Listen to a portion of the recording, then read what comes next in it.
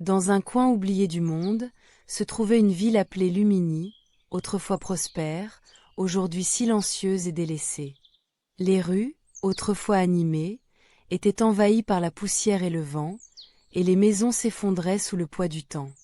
Personne n'y vivait, car la nature avait commencé à s'effacer, laissant place à la désolation.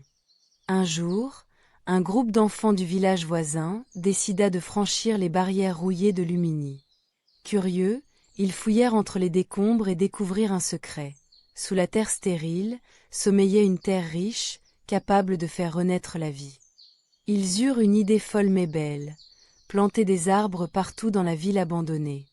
Armés de petites pelles, de graines récoltées dans la forêt voisine et de leur énergie débordante, ils commencèrent à creuser et planter.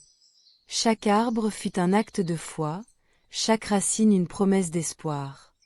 Les premiers jours, rien ne semblait changer.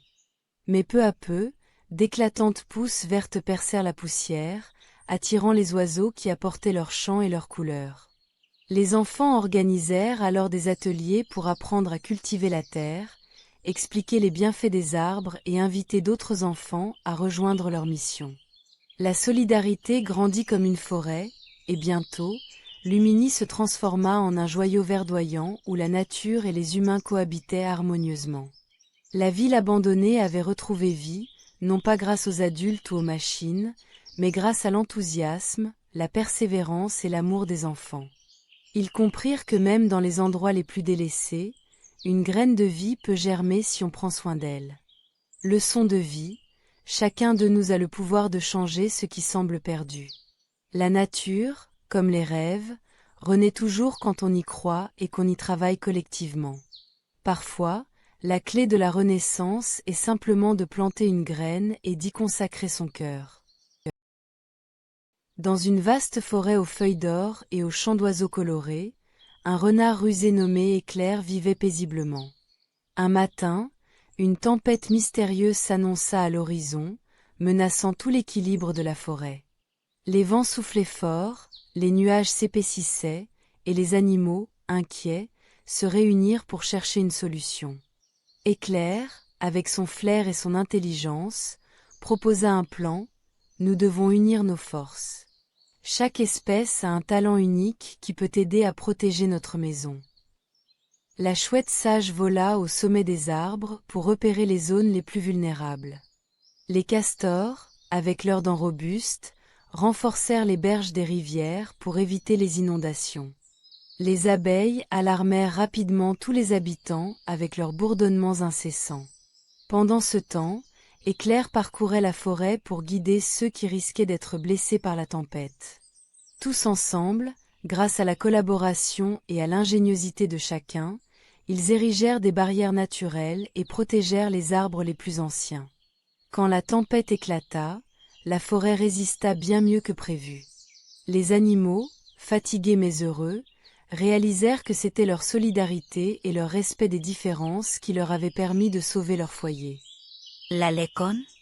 Même face aux défis les plus menaçants, c'est en valorisant les talents de chacun et en travaillant main dans la pâte que l'on construit un avenir solide et harmonieux.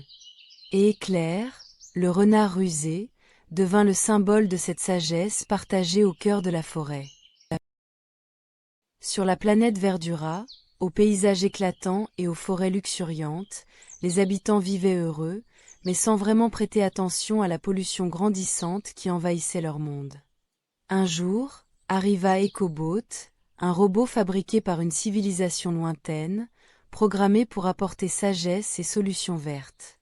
EcoBot parcourut les villages, rencontrant les habitants et leur montrant les effets dévastateurs de la pollution. Les rivières nocives, l'air difficile à respirer, et la disparition lente des créatures qui faisaient la magie de Verdura. Il leur expliqua que chaque déchet jeté sans conscience, chaque machine tournée sans respect, affaiblissait leur planète. Mais EcoBot ne vint pas seulement avec des avertissements. Il dévoila des inventions faciles à adopter, des filtres pour purifier l'eau, des sources d'énergie renouvelables adaptées à leur environnement, et des techniques pour recycler les déchets en matière utile. Plus qu'un enseignant, EcoBot devint un compagnon, encourageant chacun à prendre soin de sa terre, comme on protège sa famille. Rapidement, les habitants s'organisèrent. Ils nettoyèrent les rivières, plantèrent des arbres et remplacèrent leurs anciennes machines par celles proposées par EcoBoat. Peu à peu, Verdura retrouva ses couleurs vives, son air frais et sa vie débordante. Au fil du temps, EcoBoat se fit plus discret, fier d'avoir allumé la flamme du changement. Les habitants avaient compris que leur survie dépendait de leur respect pour leur maison commune. La planète était plus qu'un foyer, c'était un être vivant à chérir. Leçon de vie. Préserver notre monde demande l'attention et l'action de tous. Chaque petit geste compte pour bâtir un avenir durable. Verdura nous rappelle qu'une planète en santé est le reflet d'une communauté unie et responsable.